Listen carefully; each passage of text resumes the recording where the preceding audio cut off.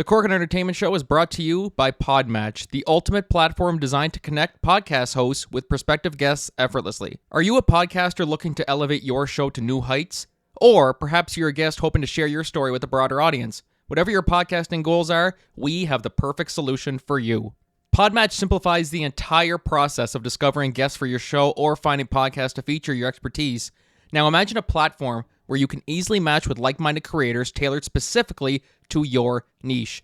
With Podmatch, you can effortlessly network with influencers and thought leaders, all while staying true to your podcast vision. There are a multitude of ways that Podmatch can help you grow your brand. You can be part of a thriving community of podcasters and potential guests. Engage, collaborate, and grow together. If you're ready to experience these fantastic benefits for yourself, we invite you to join Podmatch today. Head over to www.joinpodmatch.com/Corcoran Entertainment and sign up right now for only $6 a month. That's right, you heard me right, $6 a month. Join the Podmatch family today and watch your podcast soar to new altitudes. Thank you for tuning into the Corcoran Entertainment Show, and happy podcasting.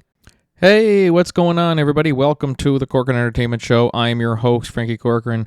Before we get started today, I just want to give a quick little plug. First off, yes, welcome to our Thursday episode, another Thursday episode.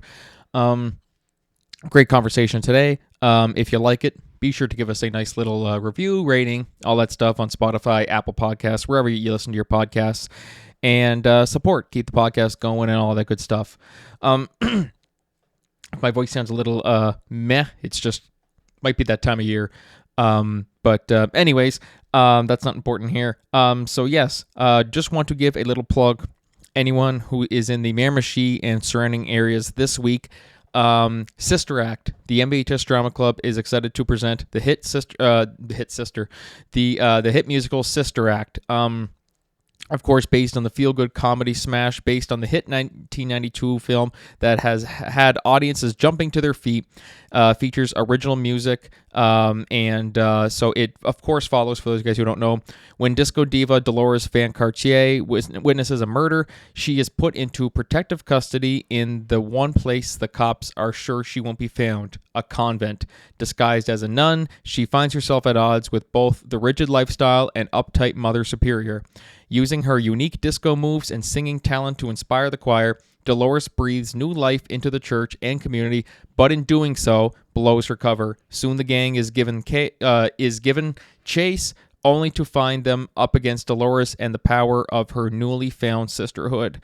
Show will debut Thursday, April 10th at 7:30, and will run Friday through Sunday at 7 p.m. Tickets are $20 and can be purchased at the door or reserved by texting or calling 1-506-627-4083. So yeah, if anybody happens to be in the Miramichi surrounding areas this weekend, be sure to go check that out. And our tour begins.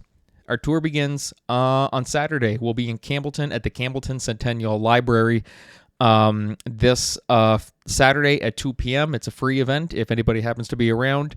Of course, it's our collaboration with Concert Time Collective, bringing music and storytelling together. We did it last year, and we're doing it again, except we're taking it on a little tour. Super excited to be doing it. If you happen to be in Campbellton, then, come on out. It'd be great to see a lot of friendly faces and stuff like that. And yeah, so that's all the plugs I have. But if you're here for Albert Bramante, then, this is all for nothing. You're just listening to me ramble. So Albert Bramante, our guest today, he is a very talented talent agent and no-nonsense coach who inspires actors to cultivate and growth mindset and rise above all self-sabotaging habits. Great conversation. It's always great to talk to people who know really what the industry can be like. It's a very competitive industry. It's a very difficult industry, and Albert is just tremendous. He was an absolute delight to talk to. We talk about a lot of things, multiple different things, and it was a blast being able to talk with him.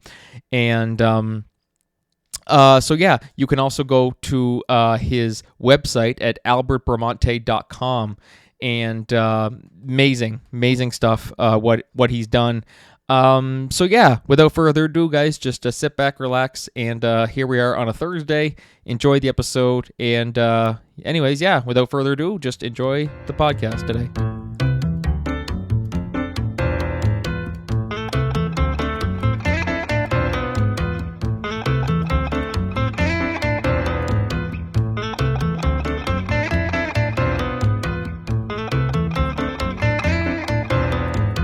All right. Hey, what's going on, everybody? Welcome back to the Corcoran Entertainment Show. I'm your host, Frankie Corcoran, and today I am joined by someone who, in this industry, some people might not think about sometimes because we always see the talent on stage or on screen or whatever, but we also got to think about how did they get these opportunities? Who booked them? Who did this and that? And that is the amazing talent agents, and that's who my guest is today, Albert Bramante. Albert, how's it going?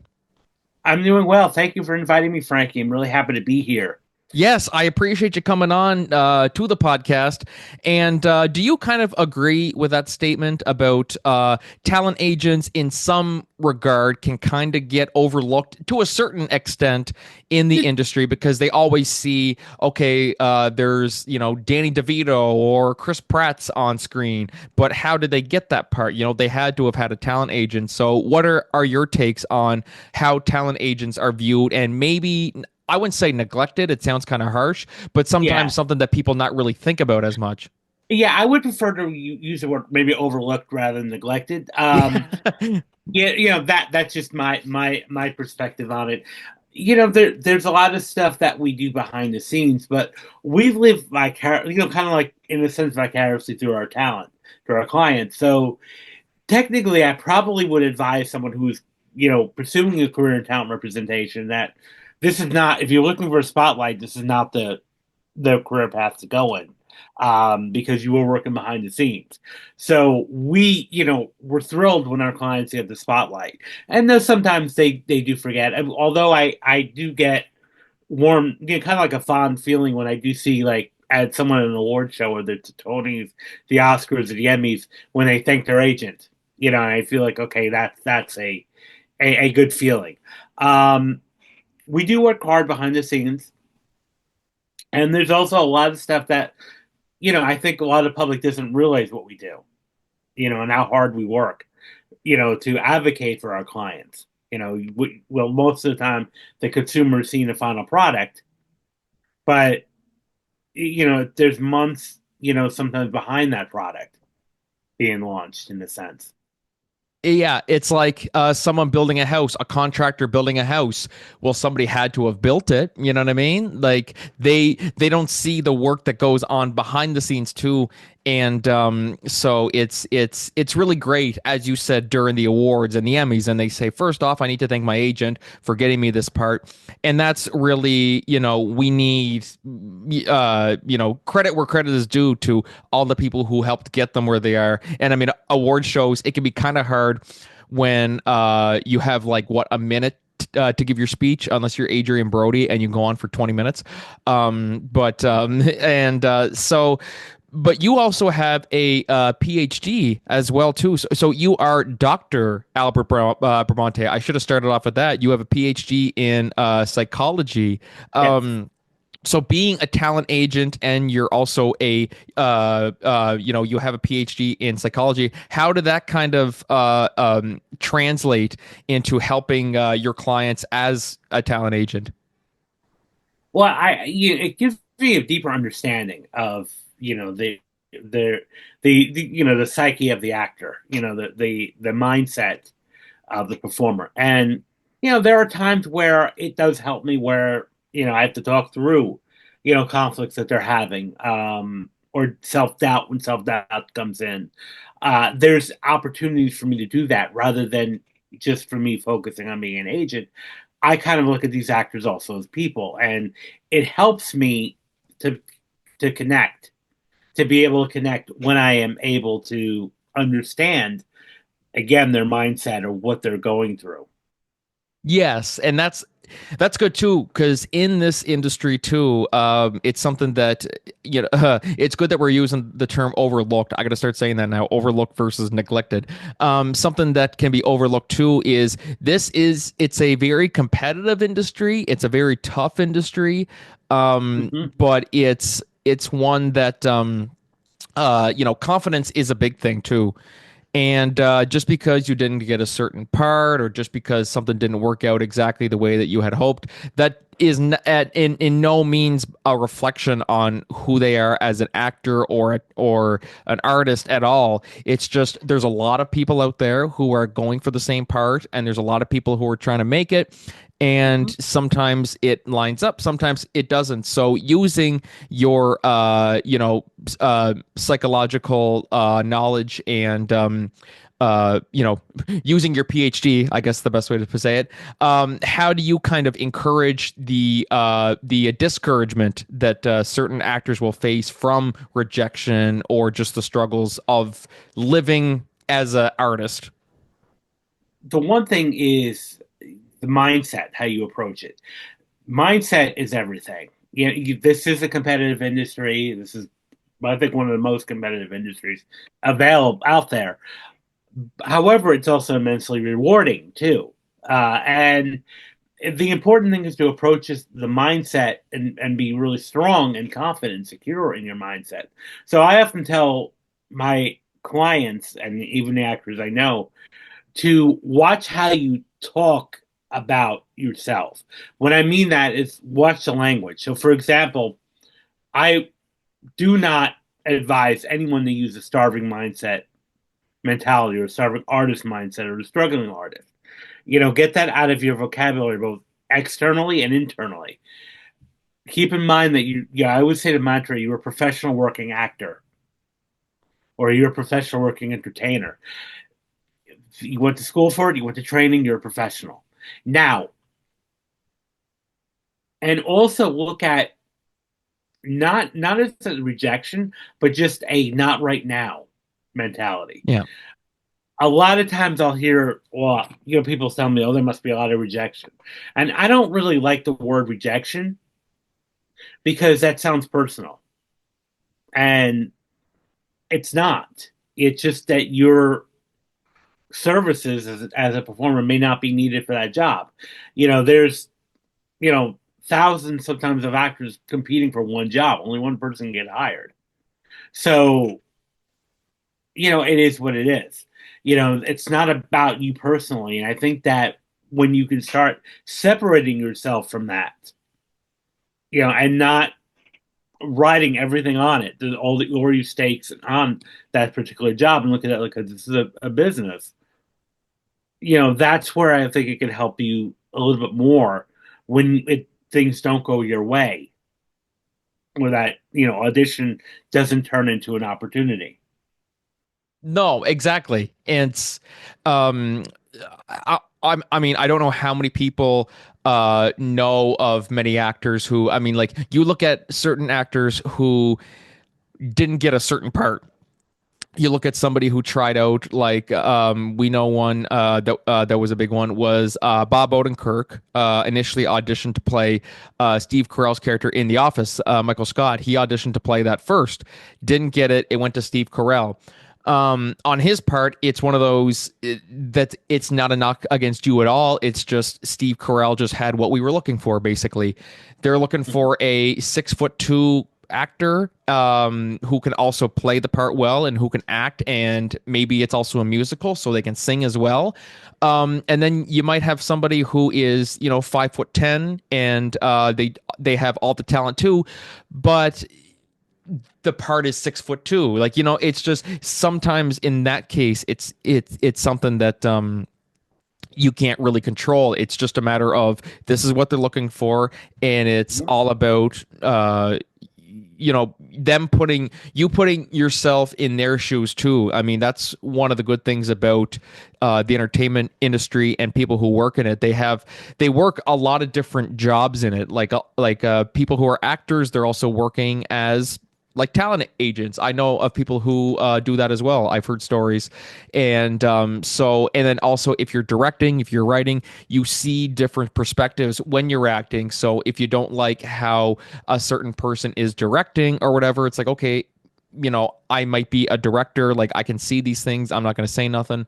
Um, but it's good. How important is it too in this industry, to be multifaceted in the sense of, you can't make a living, or it's hard, or maybe you can't, but it's hard to do just one thing. Like if you say I want to act, it's hard to be just an actor. You want to direct, it's hard to be just a director. So how do you see the whole being multifaceted and pursuing other jobs in the entertainment field, like multitasking?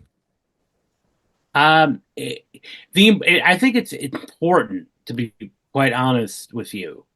I think it's extremely important to multitask and to have multiple opportunities available to you as a performer. And a lot of my clients that I work with also do that. They may have, real estate licenses on the side, or there may be a yoga instructor on the side, or they work catering on the side.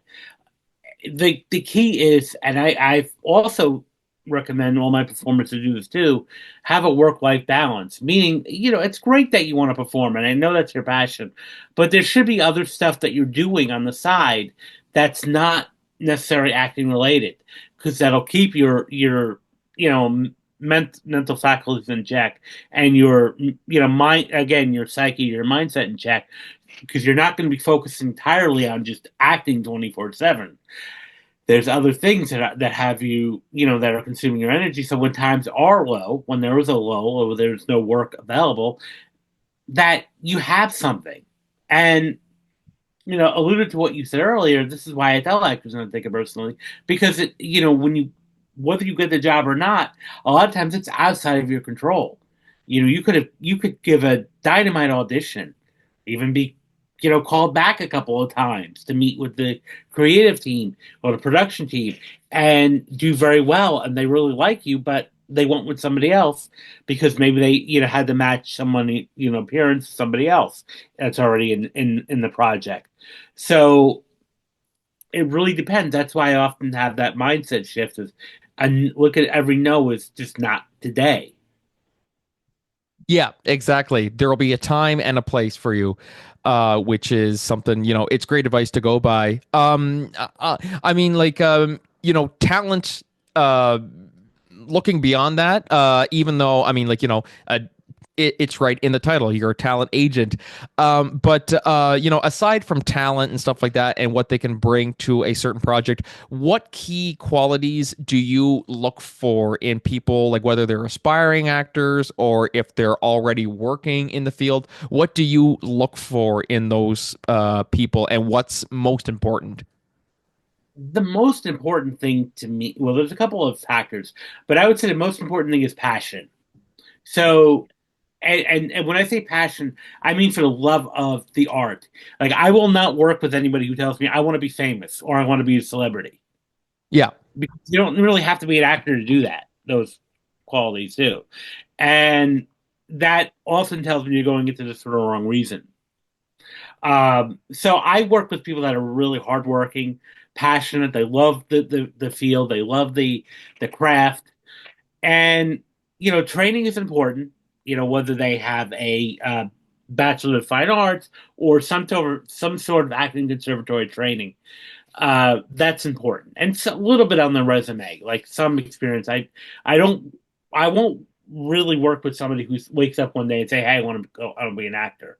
I work professionals, professional working actor. So that's important. And people who do acting full time, not again as a hobbyist, which is great. And I'm not knocking those that want to do this as a hobby. I can't work with somebody like that. I have to have somebody who's a full time actor. and they know what they want to do and they're serious about this.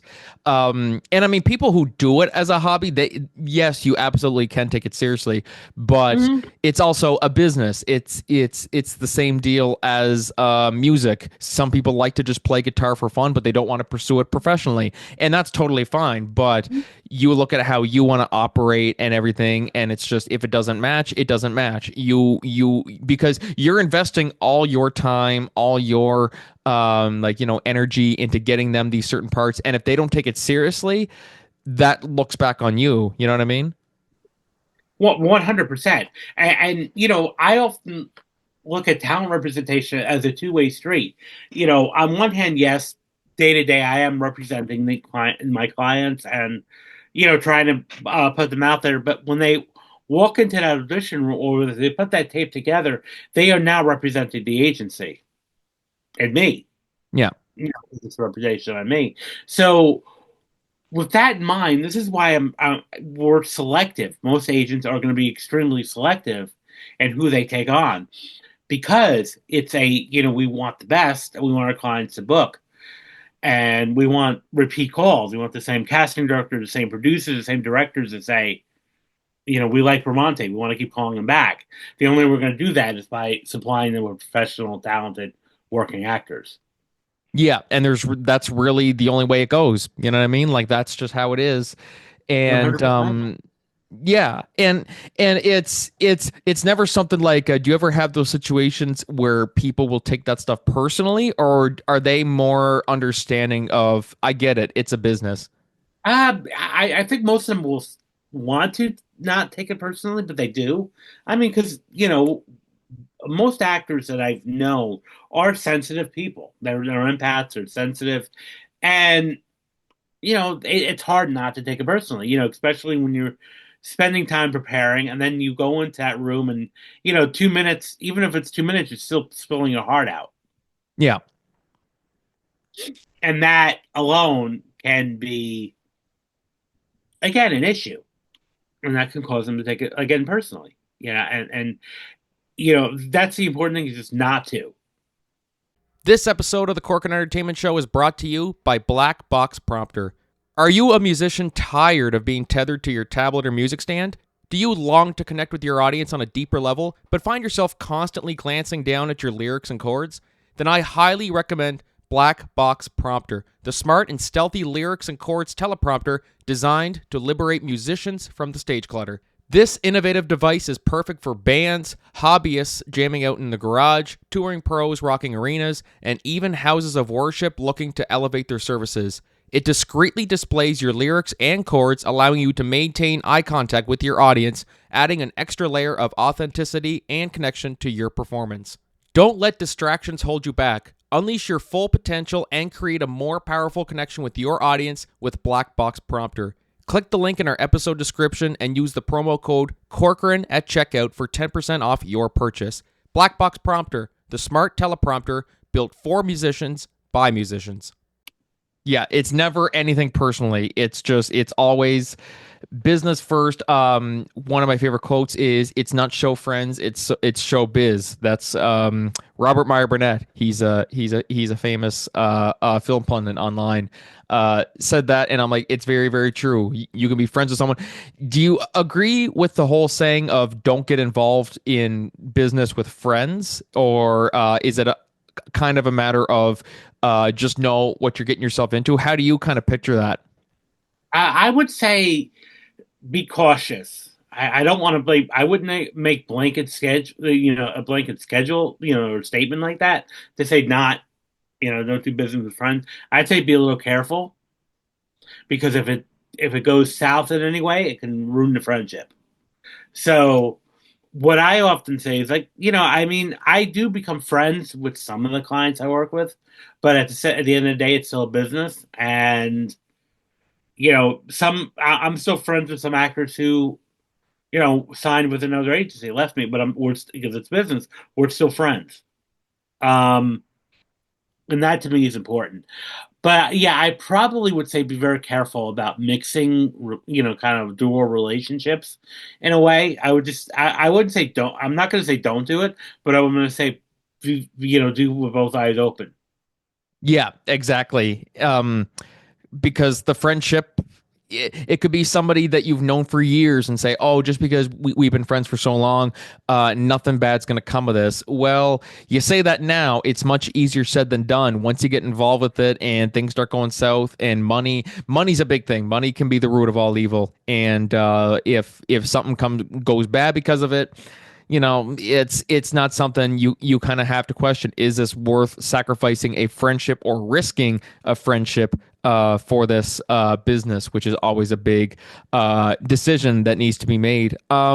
So I mean, starting off with we were going talking about your PhD in psychology.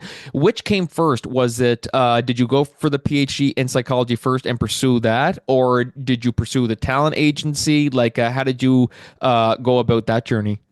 It was a little bit of both. I mean, I had, when I started the PhD, I already had, been working as an agent.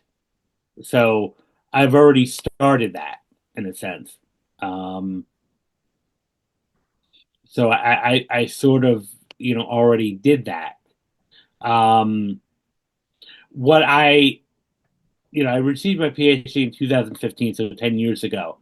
And I was kind of working both sides of the coin. I did my bachelor's and master's though before I, what became an agent, and I did that because I was always interested in psychology. I got into this field sort of by accident. I started working with actors, but I was always creative. I was always creative myself. I always took, I was in drama club in high school. I was in took some acting classes in college. So I was very interested in theater, and creativity. I didn't necessarily want to be an actor, but I loved being around actors. No, and it feels it's always good to be with people who share the same, whether it's not exactly like maybe someone likes acting, someone likes writing, but still just the fact that they're expressing their creativity. You can see a lot of yourself in some of those people too, and it's inspiring. It really inspires you to do your best when you're working with people who are as passionate, and when they're really good at what they do too. You're like, I want to make sure that I match that, match that energy, and so it's what would you say? Because even going back and talking about you said, anybody who says I want to be a celebrity and blah blah blah blah blah, and you would just say no, that's not what I'm looking for. You're in it for the wrong reasons. Are there any other mistakes or common mistakes that certain actors or aspiring actors, quote unquote, because if they say that they're going to be a celebrity, then they're in it for the wrong reason. But are there any other mistakes that are made more commonly that is something that you try to encourage every one of your clients? Make sure don't do this. If you're doing it for this, don't do that. Like, how do you kind of steer them in the right direction? I would say, just really commit to why you're doing this. Um, again, what we said earlier, if you're doing this to be for fame, but also if you're too busy, like some people say, well, I have a full-time job. I'm like, oh, it's not gonna work. Because this is not a 9 to 5 job. I can't control when auditions are going to come in. They can come in any time, and I may only have 24 hours notice. So there has to be flexibility. If an actor's not flexible, that may not be the best fit then for the agency at that time. So what I would then say was, okay, we'll need to talk about this, and maybe, when a schedule changes or when your schedule changes, we can revisit this. And so even clients that on my roster may need, maybe stop for money and say, hey, I need to take a full time job, so I might, you know, deactivate them for like 2 months, so that I'm not submitting them and they can focus on what they need to do to come back. Right. And I mean that's gotta be tough too, especially in today's economy where I mean it would have been this a similar situation even before things kind of went bad. But I mean it's always of you don't want to you still have to live. You got to pay your bills, you got to pay your rent, groceries and if you got a house, mortgage payments, and car payments and stuff. So, and I think that's something that can often scare people to pursuing it full time is because where if you're being an actor, it's not a, you're not getting a regular weekly paycheck. You're just going from job to job to job, but you're also like, I need to know that I can financially survive, so in that regard, I mean, like, it's definitely understandable for you where if they're working full time and you're going to the lengths that you are, um, like you want to make sure that they know exactly what they're getting into. Have you been more flexible with people in that regard, or like, do you try your absolute best to go, okay, I get it, you got a full time job, this and that? Like, have you tried to be more flexible to them in that regard?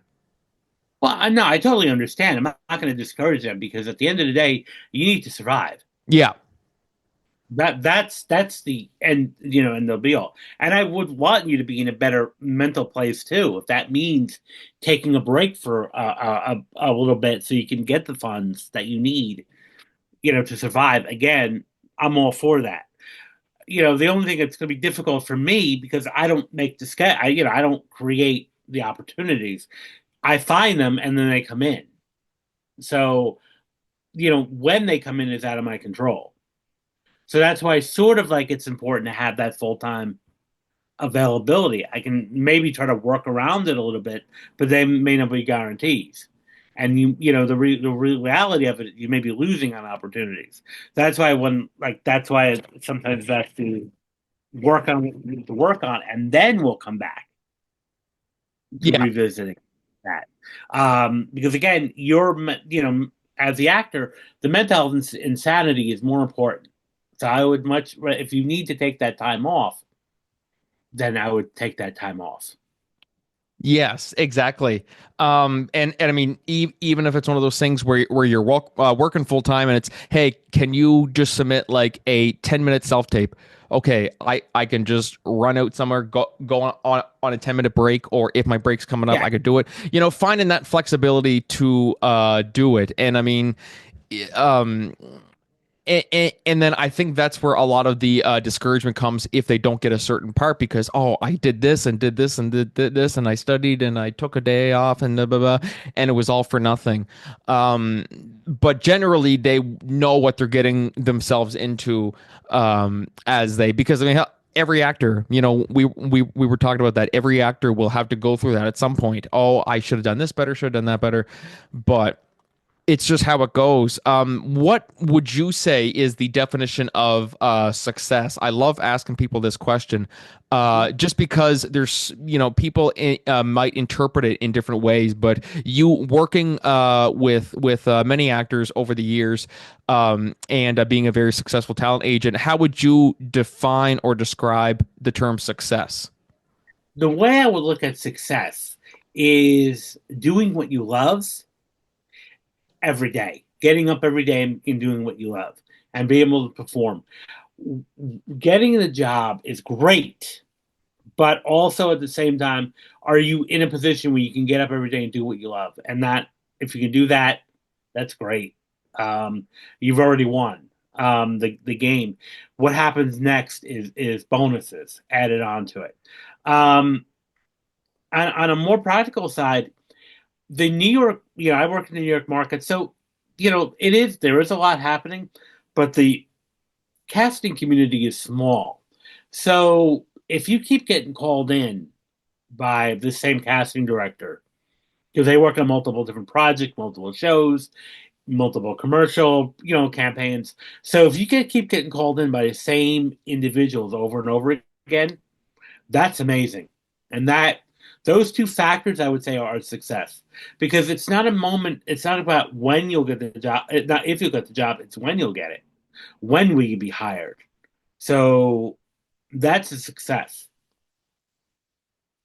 Nope, exactly. And some people might see it differently. Some people might disagree. They might have their own. But really, at the end of the day, it's that's why I find success can be in certain ways. Um, open-ended in terms of like you create the definition, you define what success is. If you're happy, if you're making a That's go of it, that's yeah. that's exactly right. Everybody has their own interpretation of success, and the important thing is to be happy doing this. And not get burnt out. It kind of is disheartening when I see sometimes actors get frustrated when they have auditions. Like, oh, I have this audition today. I'm like, that's an opportunity. You should be happy. You get to audition. You don't have to audition. You get the chance to audition. Yeah, that's why you're working so hard for this goal. Like you're talking, oh God, I just want to get a part, blah blah blah, and then it comes, nah, I'm just, oh God, I gotta go do this audition. It's like, what do you mean? You've been working so hard at this. What do you mean you don't want to do it? Yeah, It was gonna come eventually. I get certain things where you wait for so long that you're like, oh yeah, it's never gonna happen, but I'll keep trying. And then when it does happen, you're like, oh God, how do I? This is a big change. I just didn't expect, right. So I think people can tense up. Have you dealt with people like that where they maybe bite off more than they can chew and think, oh, maybe this isn't for me? Oh, absolutely. I mean, there are plenty of times where it's the high burnout rate, unfortunately, in this business. Where I've seen a lot of actors who go to school for acting, they spend $80,000 or $100,000 on a degree, performing arts degree, and then within 2 or 3 years, they're working in an office job or outside of the industry. They just gave up, and which is a little disheartening because I wish that these schools would prepare maybe more on the business or more on the mindset rather than just turning out degrees of performing degrees. Because again, it's a different um, process when you're in training in school and then when you get out into the real world or a major market like New York or LA. So I hope my hope is that these training programs will provide more of the business side and maybe I don't want to say weed out, but I'm going to say that in a sense, weed out those that are not 100% serious. Because I often say you need a 10 or 20-year plan after you graduate, as an actor. What's going to be your plan? Um, so that to me is extremely important. Um, and even when I first started, I couldn't figure out why this was happening. Actors would tell me they want to work, they want to work, they want to work. And every time would get an audition, these same actors were coming up with excuses why they couldn't do it. And it was boggling my mind because I'm like, you do know that other actors would be kind of almost killing to get that audition opportunity that you're getting and you're turning down. Yeah, and then that's where the frustrations can come in. Like I went through hell and back to get this for you and you're not going to take it, Yeah, and like this is and of course it's the talent agent, you're looking out for the talent, but also it's like this is like my livelihood, or like it isn't like my livelihood, it is my livelihood, right. and this is my reputation, and and they don't see that part. They just go, oh, it's fine, you'll get somebody else who can do it and all that. It's like, well, no, talent agents see this like, hey, you're the one who promised this guy was going to come in and do an audition and he didn't show up. So how do I know that this next person that you send my way isn't going to do the same thing, And so that's how it goes on you, and people don't realize that. 100%. They don't. A lot of times they don't realize it.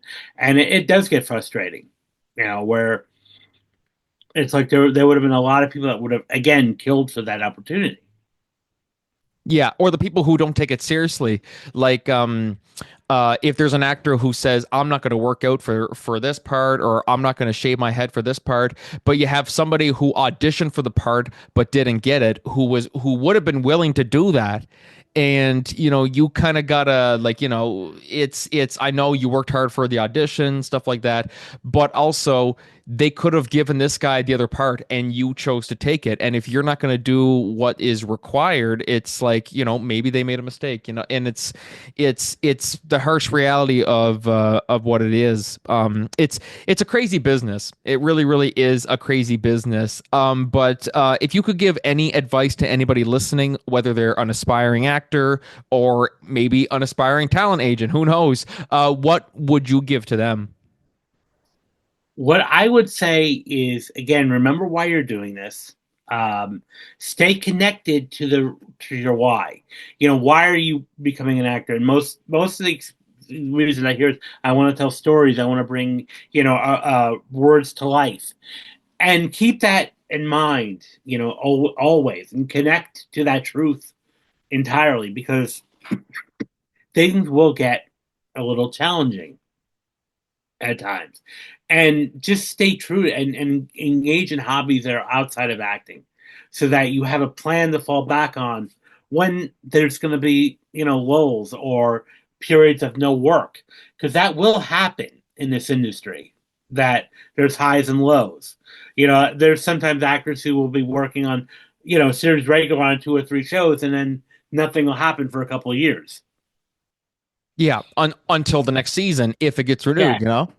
Yeah, or if it gets canceled, then now you're looking for a job again. Yeah, exactly. It's just job to job. And, that's a great piece of advice. Know what you're getting into.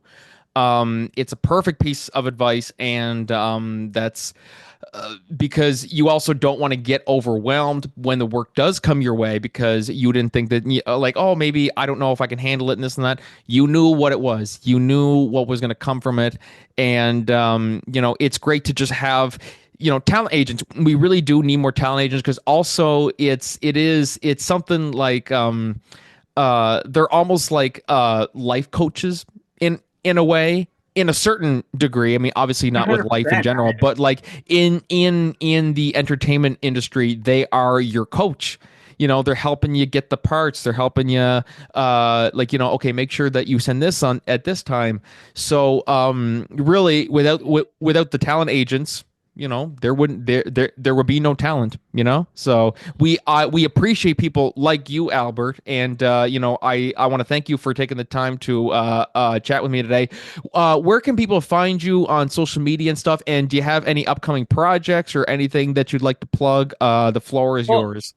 yeah, I would love to make a plug for my book. Um, on Amazon, it's called Rise Above the Script: Confronting Self-Doubt and Mastering Self-Sabotage for Performing Artists. It came out last April, so it's relatively new. I would encourage you to purchase that on Amazon. It's also available in audiobooks on Spotify and Apple Books, and Audible.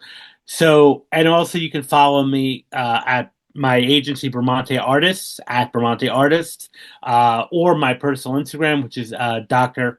Al Bramante. So it's Dr. Al Bramante on Instagram. I'd love to hear from you. Feedback, questions, I'd be happy to answer. Okay, awesome. So, guys, definitely be sure to check all that out. Albert, thank you so much for coming on the show today. Really appreciate it, and I was very much looking forward to this conversation, seeing Yeah, thank all you, that Frank. you've done. And it's always a blast chatting with people who, as I say, we wouldn't have the talent without the agents. And thank you again for everything that you've done. Thank you. It's been amazing to be here. Thank you again for the opportunity. Yes, my pleasure, man. My pleasure. Guys, thank you so much for listening to the Corcoran Entertainment Show on a Thursday. We will see you guys on Tuesday for the next episode. But until then, this is Frankie and Albert Bramante signing off. Cheers, Albert.